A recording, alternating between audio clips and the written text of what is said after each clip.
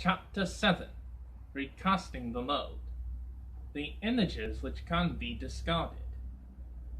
What we call Christianity has always been a pattern, perhaps a true pattern, of religion, wrote Bonaparte on April 30th, 1944. Our whole 1900-year-old Christian preaching and theology rest upon the religious premise of man. But if one day it becomes apparent that this is a priori premise simply does not exist, but was an historical and temporal form of self-expression, if we reach a stage of being radically without religion, and I think this is the case already, else how is it, for instance, that this war, unlike any of those before it, is not calling forth any religious reaction? What does that mean for Christianity? It means that the linchpin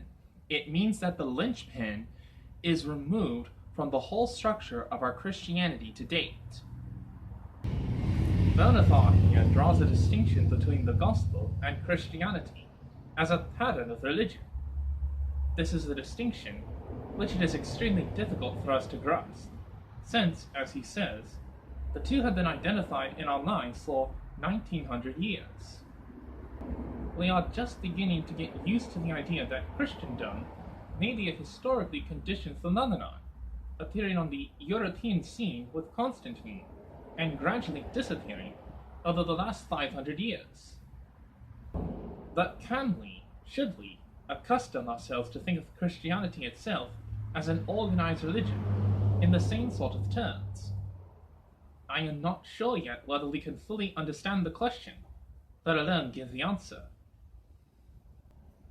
What I want to attempt in this chapter is a more limited undertaking, namely to consider some of the implications of what I have been saying for our present pattern of religion.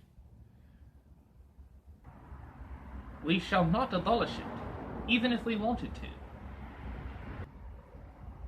But in a situation where this pattern is for the most people indistinguishable, even in theory, from the gospel, it is important to try to see what consequences follow and what do not.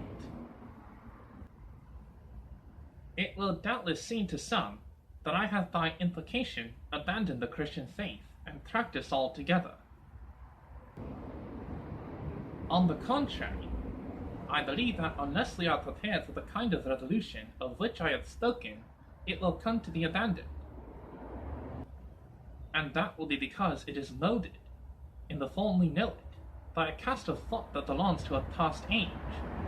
The cast of thought which, with their different emphasis, Boatman describes as mythological, Tillage as supernaturalist, and Bonaparte as religious.